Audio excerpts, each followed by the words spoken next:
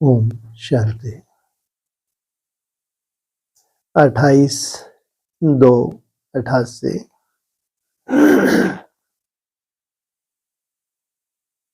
Double विदेशी ब्राह्मण बच्चों की विशेषताएं।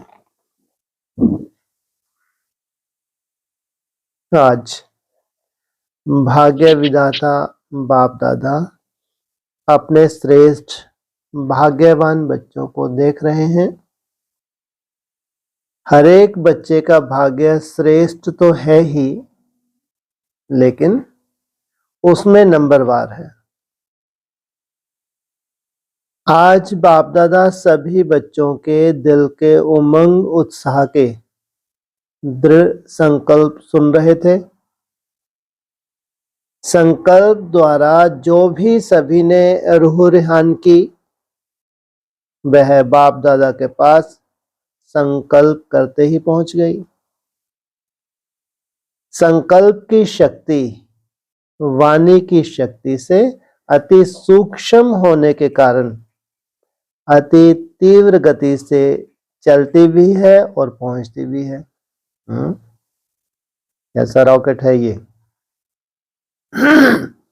वाणी से भी सूक्ष्म तीव्र गति है संकल्पों की।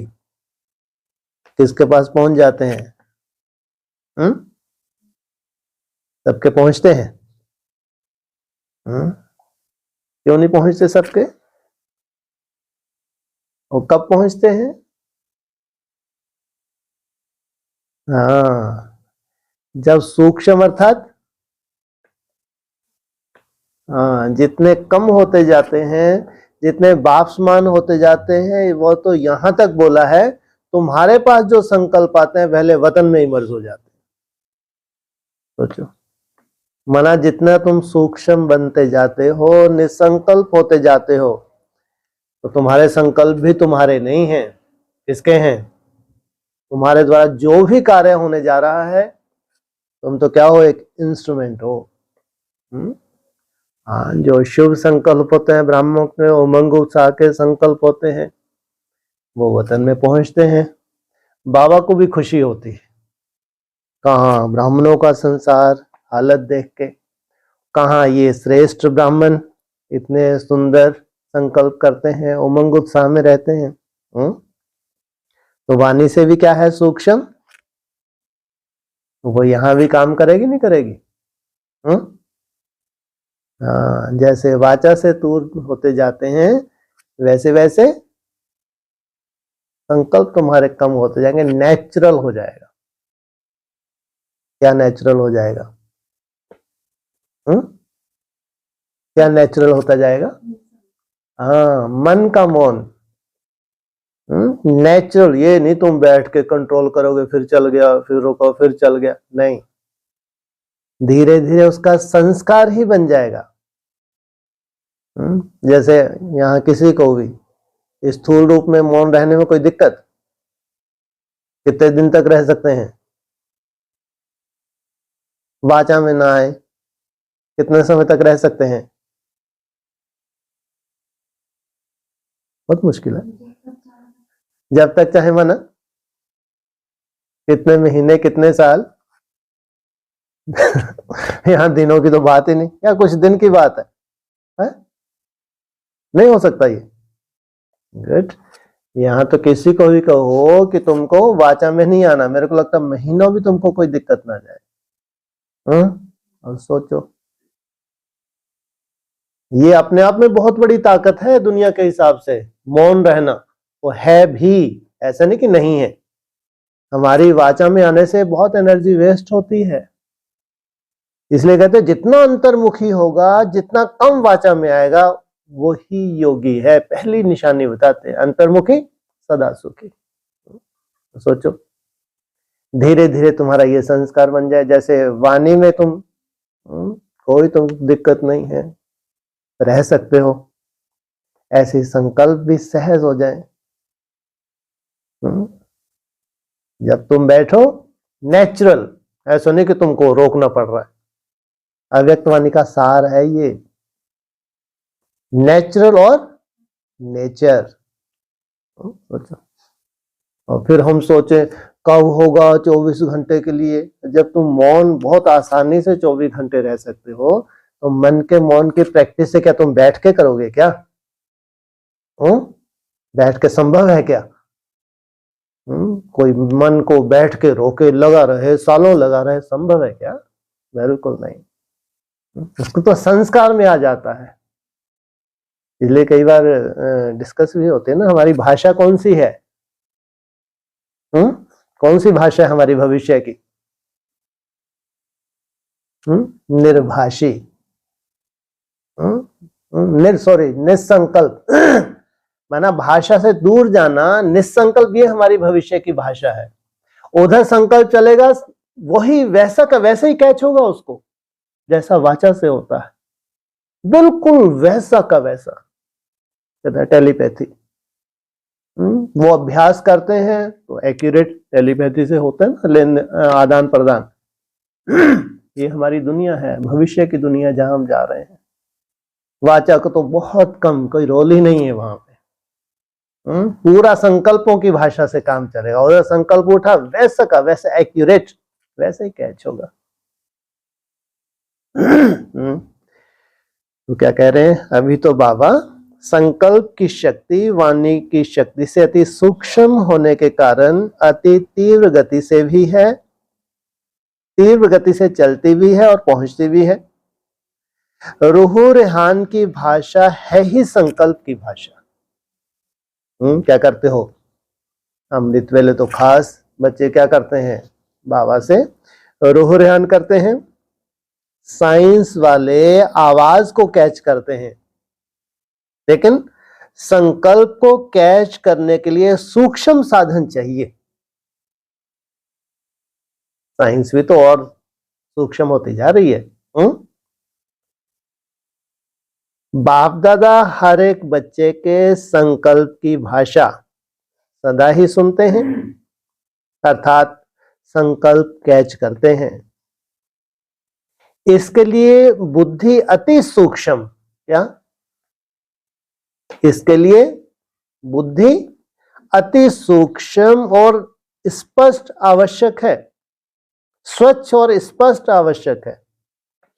कहते ना, बुद्धि रूपी तीसरा नेत्र।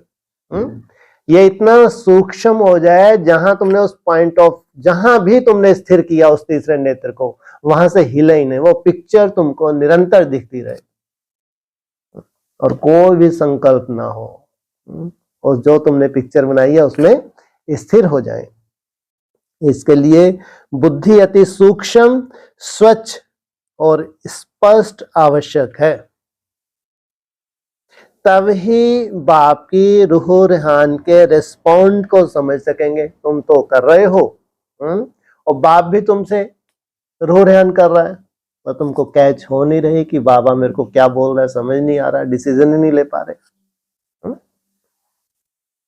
बाप दादा के पास सभी की संतुष्टता व सदा खुश रहने के, निर्विघ्न रहने के, सदा बापसमान बनने के श्रेष्ठ संकल्प पहुंच गए, और बाप दादा बच्चों के दृढ़ संकल्प के द्वारा सदा सफलता की मुबारक दे रहे हैं, क्योंकि जहां दृढ़ता है वहां सफलता है ही है।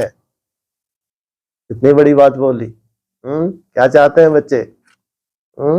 हम संतुष्ट रहें, निर्विघ्न रहें, सदा श्रेष्ठ संकल्प जो कर रहे हैं वो बाबा के पास पहुंच रहे हैं। बाबा ने तो कई साल पहले से बोला हुआ है, कोई ऐसा एक संगठन बाबा को मिले जो एक मत हो, सबका एक सा विचार हो, सबके संकल्प एक से हो, सबका रहन सहन खान पीन माना यथा राजा रानी तथा प्रजा, कहते हैं एक कुटुंब परिवार। क्या होगा भविष्य में? हमारी दुनिया क्या होगी? एक परिवार का ही रूप होगा, सबका एक समान विचार, कोई किसी को कहीं भी क्रॉस नहीं करता है। तो जहां दृढ़ता है वहां सफलता है ही है। यह है श्रेष्ठ भाग्यवान बनने की निशानी। इतना श्रेष्ठ संकल्प करना, संतुष्ट और निर्विघ्न रहने का संकल्प करना, सदा दृढ़ता, श्रेष्ठता हो, संकल्प में भी कमजोरी ना हो, इसको कहते हैं श्रेष्ठता। क्या संकल्प में भी कमजोरी ना हो, इसको कहते हैं श्रेष्ठता। बच्चों की विशाल दिल देख, बच्चों को सदा विशाल दिल, विशाल बुद्धि, विशाल सेवा और विशाल संस्कार, ऐसे सदा विशाल भव का वरदान भी वरदाता बाप दे रहे हैं। छोटी छोटी सेवाएं तो बहुत हुई, चल ही रही हैं। तुम्हारी विशाल बुद्धि है तो सेवा भी कैसी करोगे? विशाल। स्थिति भी कैसी बनाओगे? विशाल। तो तुमको वरदान भी कैसा देते हैं? कितनी बड़ी बात हो रही। ऐसे सदा विशाल भव। छोटा मोटा तो सब ब्राह्मण सोचते ही हैं। आपके दायरे में बंधे हुए हैं, जोनल इंचार्ज अपने दायरे में बंधे हुए हैं, सेंटर इंचार्ज अपने दायरे में, उससे बड़ा दायरा, उससे बड़ा दायरा। हद है या ये विशाल है? विशाल दिल अर्थात बेहद के स्मृति स्वरूप। कितना बड़ा दिल है? बेहद के स्मृति स्वरूप, कोई हद में नहीं। व्यक्तिगत तुम्हारे जहां संस्कार मिल रहे हैं, जो तुम्हारा परिवार है वो भी बंध गए। हर बात में बेहद अर्थात विशाल। जहां बेहद है तो कोई भी प्रकार की हद अपने तरफ आकर्षित नहीं कर सकती। तुम्हारी सोच ही परिवर्तन हो गई। अब तुमको कोई भी आकर्षित नहीं कर सकते। इसको ही बाप समान कर्मातीत फरिश्ता जीवन कहा जाता है। क्या बोला? क्या बात है। हाँ जी, इसको ही बाप समान कर्मातीत अवस्था कहा जाता है। कर्मातीत का अर्थ ही है सर्व प्रकार के हद के स्वभाव संस्कार से अतीत अर्थात न्यारा। जो भी हद में तुम बंधे हुए तो उन हद से कहां पहुंच जाओ? बेहद में पहुंच जाओ। हद है बंधन, बेहद है निर्बंधन। तो सदा इसी विधि से सिद्धि को प्राप्त करते रहेंगे। सभी ने स्वयं से जो संकल्प किया वह सदा अमर है, अटल है, अखंड है, अर्थात खंडित होने वाला नहीं है। ऐसा संकल्प किया है ना? मधुवन की लकीर तक संकल्प तो नहीं है ना? सदा साथ रहेगा ना? क्या कितना विशाल संकल्प। जहां तुम हो, जिस दायरे में बंधे हुए हो, जहां तक तुम संकल्प कर सकते हो, चलो। सेवा भी ब्राह्मणों का क्या है? संस्कार है ना? सोचो बाबा कितना विशाल बनाता है। इतना विशाल, कितना विशाल। कितने समाज आए? 16,000 विशाल। बाकियों को छोड़ दो। 16,000 का कल्याण हो गया, बाकियों को मरो। जैसे अब बाप है, सोचो बाप समान बच्चे भी कैसा कर्तव्य करेंगे, कैसा कर्तव्य करेंगे। सोचो जब बाप समान स्टेज होगी तो प्रैक्टिकल उनका कर्तव्य भी बाप जैसा ही होगा। प्रैक्टिकल की बात है, ऐसा नहीं कोने में बैठ के लगे हम तो बाप समान, बिल्कुल नहीं। मुरलियां तो बहुत सुनी है, अभी जो सुना है वह करना है। क्योंकि इस साकार सृष्टि में संकल्प, बोल और कर्म तीनों का महत्व है और तीनों में ही महानता। इसको ही संपन्न स्टेज कहा जाता है। किसमें? संकल्प, बोल और कर्म में महानता। इस साकार सृष्टि में ही फुल मार्क्स लेना अति आवश्यक है। हैं? हाँ, इस साकार सृष्टि में, साकारी दुनिया में, जिनमें तुम्हारा कंपटीशन है, जिन ब्राह्मणों में, जितने भी ब्राह्मण पढ़ाई पढ़ रहे हैं थ्रू आउट, पूरे वर्ल्ड लेवल पे हैं?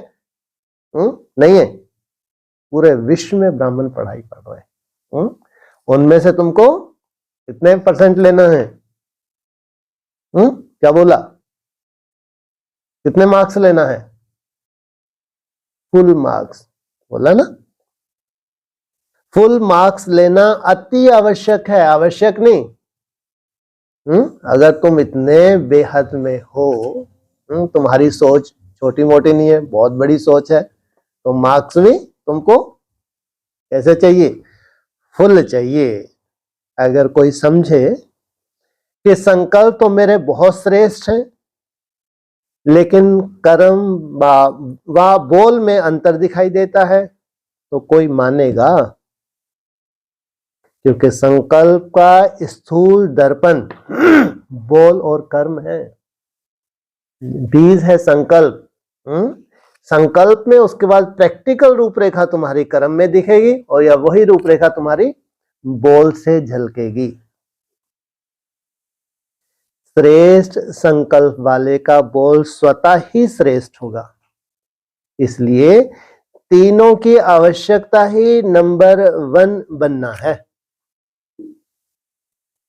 ना? ऐसा नहीं कि संकल्प में ही तो फिर क्या होगा आगे? ये कांच के ऊपर ही कर लेते ये बढ़िया है, अपन ने पिचकारी भी मार दिया और अंदर तक इनको निकाल लो, कांच को निकाल लफड़ा ही नहीं कोई। तो तीनों की आवश्यकता ही नंबर 1 है। कौन सी तीनों की? संकल्प, बोल और कर्म। बाप दादा डबल विदेशी बच्चों को देख सदा बच्चों की विशेषता पर हर्षित होते हैं। यह विशेषता क्या है? जैसे ब्रह्मा बाप के श्रेष्ठ संकल्प द्वारा व श्रेष्ठ संकल्प के आवाहन द्वारा दिव्य जन्म प्राप्त किया है। क्या इसको संकल्प उठा? कहते ब्रह्मा को संकल्प उठा तो क्या कहा? श्रेष्ठ संकल्प द्वारा, आवाहन द्वारा ब्रह्मा के जन्म प्राप्त किया है। तो ऐसे ही श्रेष्ठ संकल्प की विशेष रचना होने के कारण अपने संकल्पों को श्रेष्ठ बनाने का विशेष अटेंशन में रहते हैं। वाह भाई, क्या सर्टिफिकेट दिया!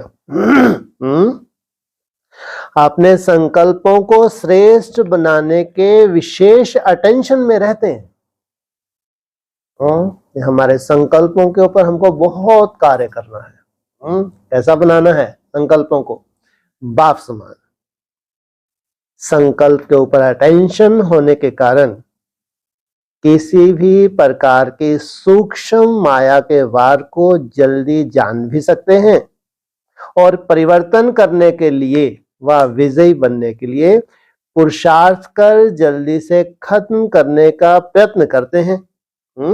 किसके ऊपर अटेंशन है? संकल्पों के ऊपर अटेंशन है। जितना संकल्पों के ऊपर जिसका भी अटेंशन होगा, तो सोचो हर एक माया के वार को कितनी जल्दी पकड़ लेगा। अगर माया का वार पकड़ में आ रहा है तो उससे जीत भी लेंगे। संकल्प शक्ति को सदा शुद्ध बनाने का अटेंशन अच्छा रहता है। बहुत बड़ी बात है। विपरीत वायुमंडल, रहन सहन भी कैसा था विदेशियों का? एकदम विपरीत। खान पान, रहन सहन, पार्टियां वार्टियां, सब लफड़ेबाजी कितनी थी? कम थी? सोचो, उन सब लफड़ों से निकल के एक ही लफड़े में आ जाना। लफड़ा थोड़ी खत्म होता है। कौन से लफड़े में आ गए? ईश्वर की गोद में आ गए। फिर ये चैलेंज वाली जो बात है, जिसमें बहुत हृदय विदीर्ण होता है बेचारों का। किनका? भारतवासियों को कितनी आफत है संकल्पों की।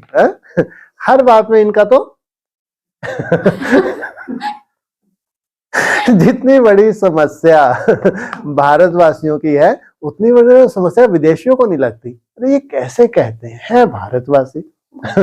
भारत में ही मरे पड़े हैं, ये वहीं रह रहे हैं दिन रात। तो ये क्या कहते हैं ना? और उनको बहुत आश्चर्य नहीं लगता होगा। ये ऐसा ड्रामा क्यों? भारतवासियों को सहज होना चाहिए या विदेश का वायुमंडल, रहन सहन, खुद का रहन सहन, लंबे समय का रहन सहन कैसा रहा है? उनको असंभव लगना चाहिए या भारतवासियों को असंभव लगना चाहिए? बोलो। अच्छा, उनका हिसाब किताब ज्यादा नहीं है, हमारे हिसाब किताब ज्यादा है, इसलिए हमको दिन रात करना पड़ रहा है। ये भी अच्छा है, फटाक से वहां झटकना है ना, हल्के रहना। वो बाबा ने क्या बोला? है ये मेरे हैं शुद्ध भारतवासी। केवल प्रत्यक्षता के लिए इनको वहां क्या करना पड़ा? जन्म लेना पड़ा। है ये भारतवासी, लेकिन बाप को प्रत्यक्ष करने के लिए इसलिए उनको ज्यादा टाइम नहीं लगता चेंज करने के लिए। तो संकल्प शक्ति को सदा शुद्ध बनाने का अटेंशन अच्छा रहता है, अपने को चेक करने का अभ्यास अच्छा रहता है।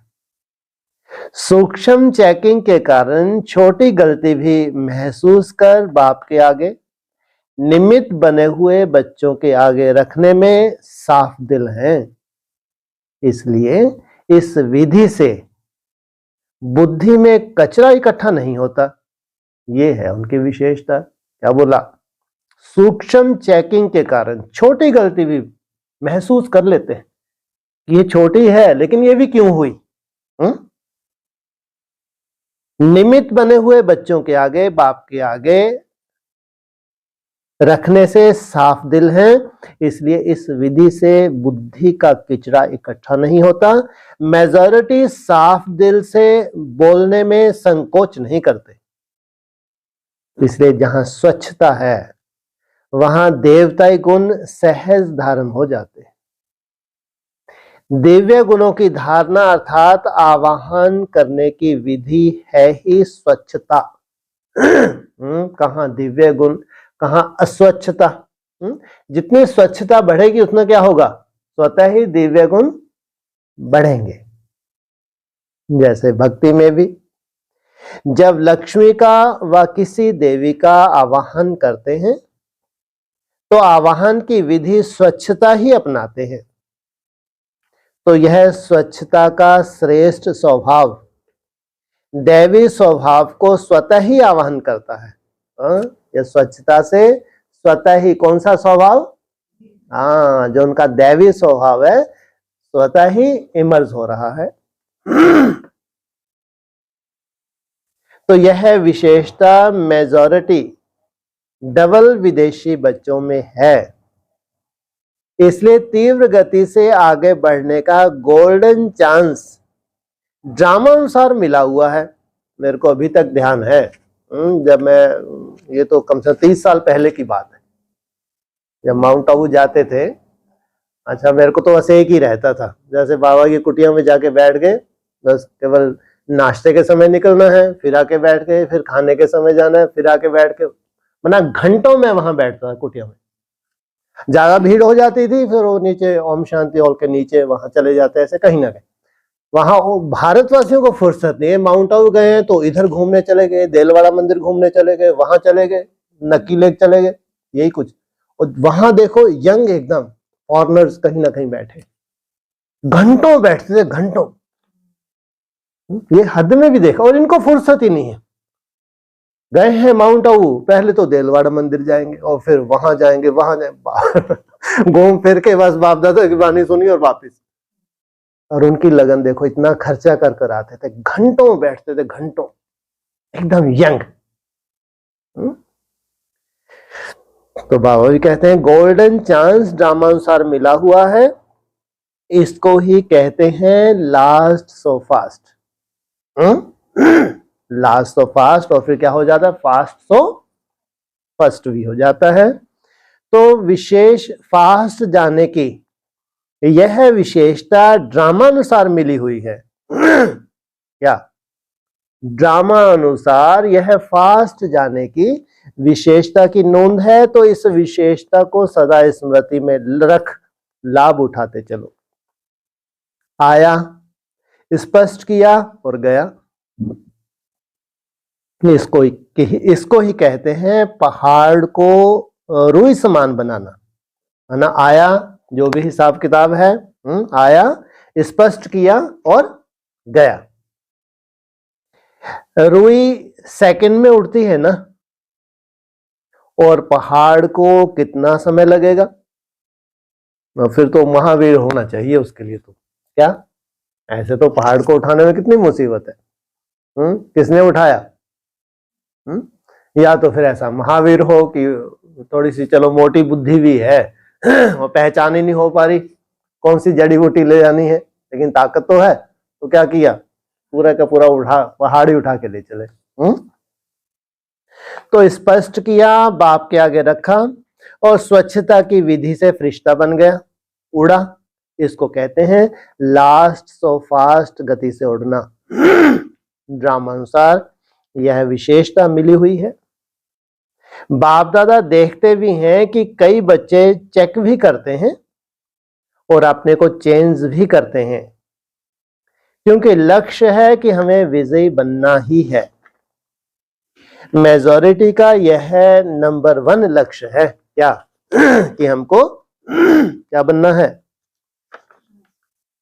विजयी बनना ही है। दूसरी विशेषता, जन्म लेते, वर्षा प्राप्त करते सेवा का उमंग उत्साह स्वतः ही रहता है। सेवा में लग जाने से एक तो सेवा का प्रत्यक्ष फल खुशी भी मिलती है और सेवा से विशेष बल भी मिलता है, और सेवा में बिजी रहने के कारण निर्विघ्न बनने में भी सहयोग मिलता है। तो सेवा का उमंग उत्साह स्वतः ही आना, समय निकालना व अपना तन मन धन सफल करना, यह भी ड्रामानुसार विशेषता की लिफ्ट मिली हुई है। अपनी विशेषताओं को जानते हो ना, इस विशेषताओं से अपने को जितना आगे बढ़ाना चाहो उतना बढ़ा सकते हो। ड्रामानुसार किसी भी आत्मा का यह उल्हाना नहीं रह सकता कि हम पीछे आए हैं इसलिए आगे नहीं बढ़ सकते। डबल विदेशी बच्चों को अपनी विशेषताओं का गोल्डन चांस है। भारतवासियों को फिर भी अपना गोल्डन चांस है। क्या भारतवासियों का फिर अपना गोल्डन चांस है? फिर अपना गोल्डन चांस क्या? संस्कार कैसे हैं? भारतीय संस्कार है। तो बाबा कहते अभी तुमने ऐसी उल्टी सीढ़ी चढ़ी ही नहीं है जो तुमको उतरनी पड़े। लेकिन आज तो डबल विदेशी बच्चों से मिल रहे हैं। ड्रामा में विशेष नोंद होने के कारण किसी भी लास्ट वाली आत्मा का उल्हाना चल नहीं सकता, क्योंकि ड्रामा एक्यूरेट बना हुआ है। इन विशेषताओं से सदा तीव्र गति से उड़ते चलो। समझा? स्पष्ट हुआ? वह अभी भी कोई उल्हाना है। दिल खुश मिठाई तो बाप को खिला दी है। दृढ़ संकल्प किया अर्थात दिल खुश मिठाई बाप को खिलाई। यह अविनाशी मिठाई है। सदा ही बच्चों का भी मुख मीठा और बाप का भी मुख मीठा है, लेकिन फिर भी भोग नहीं लगाना, दिल खुश मिठाई का ही भोग लगाना। स्थूल भोग तो जो चाहे लगाना, लेकिन मन के संकल्प का भोग सदा दिल खुश मिठाई का ही लगाते रहना। बाप दादा सदा कहते हैं कि पत्र भी जब लिखते हो तो सिर्फ 2 अक्षर का पत्र सदा बाप को लिखो। वह 2 शब्द कौन से हैं? ओके। ना इतने कागज जाएंगे, ना स्याही जाएगी और ना समय जाएगा, बचत हो जाएगी। ओके अर्थात बाप भी याद है और राज भी याद है। ओ जब लिखते हो तो बाप का चित्र बन जाता है ना। और के अर्थात किंगडम, ओ लिखा तो बाप भी क्या है, विंदी, और के अर्थात राजधानी किंगडम। तो ओके लिखा तो बाप और वर्षा दोनों याद आता है। तो पत्र लिखो जरूर, लेकिन 2 शब्दों में, तो पत्र पहुंच जाएगा। बाकी दिल की उमंगों को बाप दादा जानते हैं।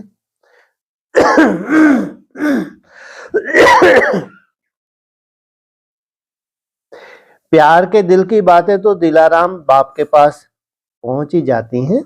यह पत्र लिखना भी तो सभी को आता है ना। भाषा ना भी जानने वाला भी लिख सकता है क्या? है? ओके, यह पत्र पसंद है ना। अच्छा, आज पहले ग्रुप का लास्ट दिन है। प्रॉब्लम तो सब खत्म हो गई, बाकी टोली खाना और खिलाना है। बाकी क्या रहा?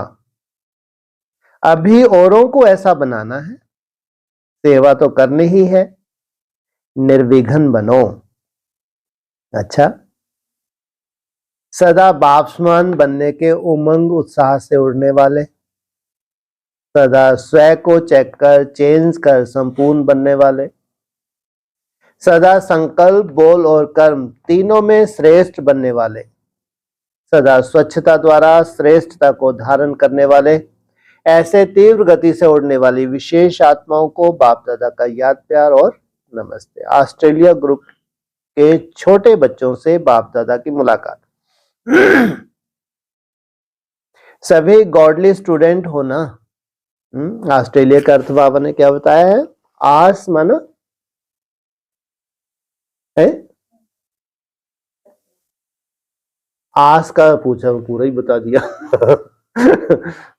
आस माना पास बैठना, ट्रे माना ज्ञान रत्नों का थाल, लिया माना ले लिया, माना जिन्होंने घर बैठे बिठाए ज्ञान रत्नों का थाल ले लिया, वो हैं बेहद के ऑस्ट्रेलिया वासी। तो सभी गॉडली स्टूडेंट हो ना। रोज स्टडी करते हो, जैसे वह स्टडी रोज करते हो ऐसे यह भी करते हो। मुरली सुनना अच्छा लगता है? समझ में आती है? मुरली क्या होती है? बाप को रोज याद करते हो? सुबह उठते गुड मॉर्निंग करते हो?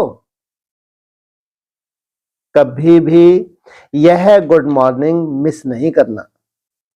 गुड मॉर्निंग भी करना, गुड नाइट भी करना, और जब खाना खाने जाते हो तब भी याद करना। क्या?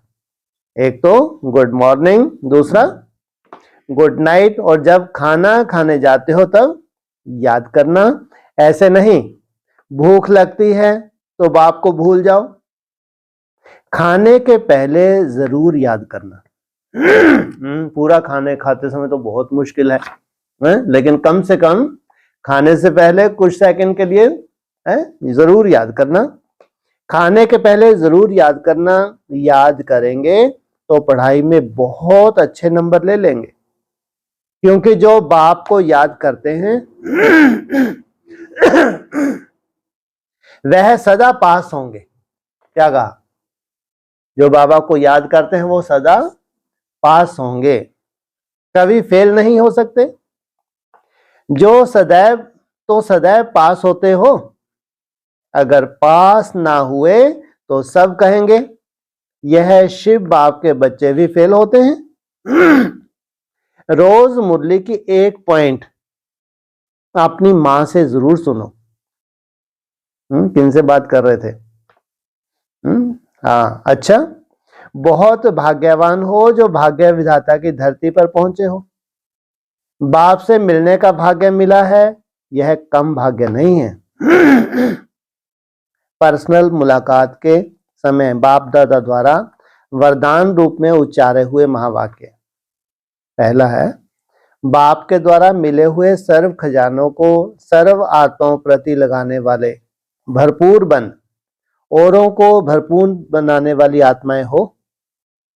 कितने खजाने भरपूर हैं। जो भरपूर होता है वह सदा बांटता है। अविनाशी भंडारा लगा हुआ है, जो आए भरपूर होकर जाए, कोई खाली जा नहीं सकता। इसको कहते हैं अखंड भंडारा। कभी महादानी बन दान करते, कभी ज्ञानी बन ज्ञान अमृत ज्ञान अमृत पिलाते, कभी दाता बन धन देवी धन देते, धन देवी बन धन देते। ऐसे सर्व की शुभ आशाएं बाप द्वारा पूर्ण कराने वाले हो। जितना खजाने बांटते उतना और बढ़ते जाते। इसको कहते हैं सदा माला माल। कोई भी खाली हाथ ना जाए। सबके मुख से यही दुआएं निकले कि वाह हमारा भाग्य। ऐसे महादानी वरदानी बन सच्चे सेवाधारी बनो। ड्रामानुसार सेवा का वरदान भी सदा आगे बढ़ाता है। एक होती है योग्यता द्वारा सेवा प्राप्त होना और दूसरा है वरदान द्वारा सेवा प्राप्त होना। स्नेह भी सेवा का साधन है। भाषा भल ना भी जानते हो, लेकिन स्नेह की भाषा सभी भाषाओं से श्रेष्ठ है। इसलिए स्नेही आत्मा को सदा सफलता मिलती है। जो स्नेह की भाषा जानते हैं वह कहां भी सफल हो जाते हैं।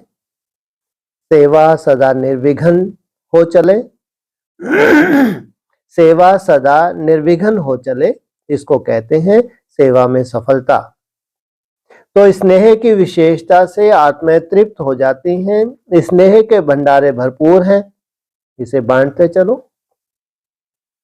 जो बाप से भरा है वह बांटो। यह बाप से लिया हुआ स्नेह ही आगे बढ़ाता रहेगा। तीसरा है स्नेह का वरदान भी सेवा के निमित्त बना देता है। बाप से स्नेह है तो औरों को भी बाप के स्नेही बनाए समीप ले आते हो। जैसे बाप के स्नेह ने आपको अपना बना लिया तो सब कुछ भूल गया, ऐसे अनुभवी बन औरों को भी अनुभवी बनाते रहो। सदा एक के स्नेह के पीछे कुर्बान जाने वाली आत्मा हूं। इसी नशे में रहो। बाप और सेवा यही लगन आगे बढ़ाने का साधन है। जितना चाहे कितना भी कोई बात आए, लेकिन बाप का स्नेह सहयोग दे आगे बढ़ाता है। बाप का स्नेह सहयोग दे आगे बढ़ाता है, क्योंकि स्नेही को स्नेह का रिटर्न पदम गुना मिलता है। स्नेह ऐसी शक्ति है जो कोई भी बात मुश्किल नहीं लगती, क्योंकि स्नेही में खो जाते हैं। इसको कहते हैं परवाने क्षमा पर फिदा हुए।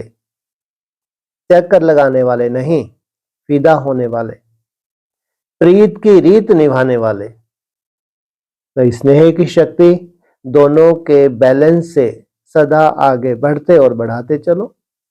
बैलेंस ही बाप की ब्लेसिंग दिलाता है और दिलाता रहेगा। बड़ों की छतर छाया भी सदा आगे बढ़ाती रहेगी। बाप की छतर छाया तो है ही, लेकिन बड़ों की छतर छाया भी गोल्डन ऑफर है।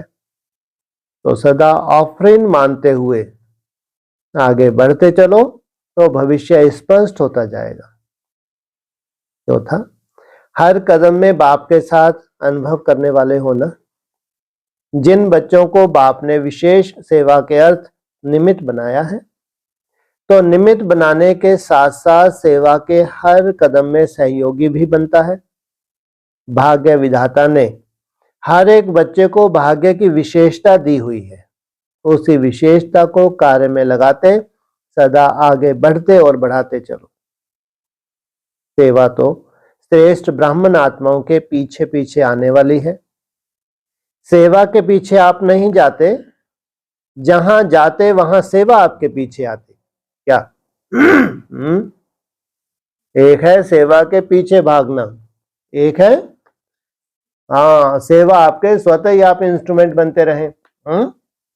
यहाँ सेवा भी होनी तो किनकी होनी है? रॉयल फैमिली की सेवा होनी है। रॉयल फैमिली तो बहुत कम होती है। तो सेवा के पीछे आप नहीं जाते, जहां जाते वहां सेवा पीछे आती है। जैसे जहां लाइट होती है वहां परछाई जरूर आती है, ऐसे आप डबल लाइट हो तो आपके पीछे सेवा भी परछाई के समान आएगी। इसलिए सदा निश्चिंत बन बाप की छत्र छाया में चलते चलो। पांचवा, सदा दिल में बाप समान बनने का उमंग रहता है ना। जब समान बनेंगे तभी समीप रहेंगे क्या? जब समान बनेंगे तभी समीप रहेंगे। समीप तो रहना है ना, या दूरी ठीक है? समीप रहने वाले के पास समान बनने का उमंग रहता ही है, और समान बनना मुश्किल भी नहीं है। सिर्फ जो भी कर्म करो तो कर्म करने के पहले यह स्मृति में लाओ, यह कर्म बाप कैसे करते हैं। तो यह स्मृति स्वतः बाप के कर्म जैसा फॉलो कराएगी। इसमें बैठकर सोचने की बात नहीं है। सीढ़ी उतरते चढ़ते भी सोच करते हो, बहुत सहज विधि है। सिर्फ बाप से मिलान करते चलो, और यही याद रखो कि बाप समान अवश्य बनना ही है। तो हर कर्म में सहज ही सफलता का अनुभव करते रहेंगे। अच्छा, ओम शांति।